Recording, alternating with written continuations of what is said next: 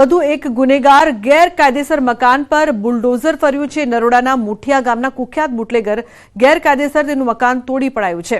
3 માળના ગેરકાયદેસર મકાન પર બુલડોઝર ફર્યું છે। કુખ્યાત બુટલેગર જયેશ ઉર્ફે જીગો સોલંકી મકાન પર તેના બુલડોઝર ચાલ્યું। કુખ્યાત બુટલેગર જયેશ ઉર્ફે જીગો સોલંકી વિરુદ્ધ નરોડા પોલીસ સ્ટેશનમાં 32થી વધુ ગુના નોંધાઈ ચૂક્યા છે। બુટલેગર જયેશ વિરુદ્ધ પ્રોહિબિશન અને પોલીસ પર હુમલો કરવાની તે ટેવ ધરાવે છે। તો 3 માળનું ગેરકાયદેસર મકાન તોડી પાડવામાં આવ્યું। અમદાવાદના નરોડા વિસ્તારમાં આવેલા મુઠિયા ગામમાં કુખ્યાત બુટલેગર જે જયેશ ઉર્ફે જીગો જેનું મકાન છે 3 માળનું આ મકાન આપ જોઈ રહ્યા છો તેના પર બુલડોઝર ફરી રહ્યું છે। પોલીસ અધિકારીઓની ટીમ અહીં પહોંચી છે। ઉચ્ચ અધિકારીઓ સહિત ખાસ કરીને અમદાવાદ મહાનગરપાલિકાની એસ્ટેટ વિભાગની ટીમ પણ કાર્યવાહી કરી રહી છે। જે પ્રકારે ગુના નોંધાયા હતા ત્યારબાદ માલુમ થયું કે આ જે મકાન છે તે ગેરકાયદેસર છે। મારી સાથે મહિલા પોલીસ અધિકારી કાનન દેસાઈ છે, તેમની સાથે વાત કરીશું। બેન, જે પ્રકારે કાર્યવાહી કરવામાં આવી રહી છે, કેટલા સમયથી આ મકાનમાં કોણ કોણ રહેતા હતા અને જે બુટલેગર છે તે રહેતો હતો કે કેમ ને કેવી રીતે આખું ડિટેક્શન થયું? છેલ્લા 10 વર્ષથી જીગો ઉર્ફે જીગર સોલંકી એના પોતાના 4 ભાઈઓ અને પોતાના પેરેન્ટ્સ અને પોતાના ફેમિલી સાથે અહીંયા રહે છે। ગેરકાયદેસર જે આ બાંધકામ છે અને જે મકાન ઊભું કર્યું છે એ સંપૂર્ણ ગેરકાયદેસર છે।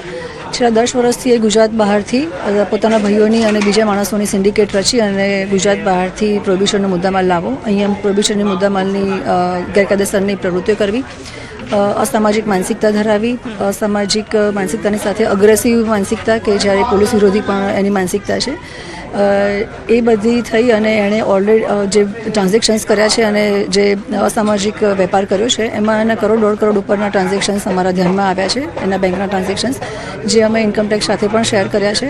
આ ઉપરાંત અમે કલમ 111 મુજબની સંગઠિત ટોળકી રચીને જે અસામાજિક પ્રવૃત્તિ કરી રહ્યો છે એની પણ અમે કાર્યવાહી કરી છે। અને આપણે જે અસામાજિક તત્વોની ડીજી સાહેબની ડ્રાઈવ હતી, સીપી સાહેબની સૂચના મુજબ આપણે એમાં મ્યુનિસિપલ કોર્પોરેશન સાથે આનું નામ શેર કરેલું હતું, એની તમામ ડિટેલ્સ શેર કરેલી હતી। મ્યુનિસિપલ કોર્પોરેશન અને એમની જે નિયમો છે એ આધારે નોટિસ આપી અને કાલે નોટિસ પીરિયડ પૂરો થાય આજે અમે એનું ડોમિનેશનની કાર્યવાહી અત્યારે ચાલુ કરી છે। આવા લોકો એકલ દોકલ નથી હોતા, ગ્રુપ બનાવીને અથવા તો આ રીતે સિન્ડિકેટ કરીને કામ એના 4 ભાઈઓ અને બીજા એના નાના જે મદદગારી કરે છે એ આખી સંગઠિત ટોળકી માટે થઈ અને અમે 111 મુજબની કાર્યવાહી કરી છે અને 35થી 40 જેટલા ગુનાઓ એના પર ઓલરેડી છે। પાસાની કાર્યવાહી પણ એના પર વારંવાર થયેલી છે, છતાં પણ એણે આ પ્રકારની પ્રવૃત્તિ ચાલુ રાખેલી હતી, જેના કારણે થઈ અને અમે 111 મુજબની પણ કાર્યવાહી કરી છે અને અત્યારે ડિમોલેશનની કાર્યવાહી ચાલુ છે। ગુજરાત બહારનું કનેક્શન પણ ક્યાંક સામે આવ્યું છે? હા, એની અમારે તપાસ અત્યારે ચાલુ છે।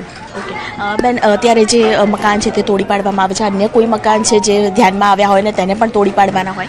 એ અન્ય જે મકાનો કે એની મિલકતો છે એની મ્યુનિસિપલ કોર્પોરેશન સાથેની અમે યાદી શેર કરી છે, એ ક્લિયર થઈ અમે એની પણ આગળની કાર્યવાહી કરીશું। ઘણા સમયથી એક દોર રહ્યો છે વસ્ત્રાપુરમાં પણ જે રીતે રોડ પર લોકોએ આતંક મચાવ્યો હતો ત્યારબાદ તે જગ્યા પર આવીને તેને મારવામાં આવે તો આમાં કોઈ એવું કરવાનું છે અથવા એવી રીતે પોલીસ કાર્યવાહી કરશે કે દરેકને યાદ રહે જાય? અત્યારે જે ડિમોલેશનની કાર્યવાહી ચાલુ કરી છે અને થઈ રહી છે એ પણ એક કાયદાની મર્યાદામાં રહીને કરેલી અમે કાર્યવાહી છે અને જરૂર પડે અમે જે રીતે એને ટ્રીટ કરવાનો છે કાયદાના મર્યાદામાં રહીને અમે કરીશું। બિલકુલ, તો કાયદા અને સુરક્ષાના કોઈ પણ સંજોગે સાખી નહીં લેવાય, કાયદા અને સુરક્ષા તોડશો તો કોઈ પણ પ્રકારે સાખી નહીં લેવાય તેવો સીધો એક મેસેજ છે। અહીં બુટલેગરનું જે ઘર છે તેની ઉપર બુલડોઝર ફરવાનું છે અને તેને લઈને ખાસ કરીને જે કાર્યવાહી છે તે કાર્યવાહી હાલ સ્થળ પર કરવામાં આવી રહી છે।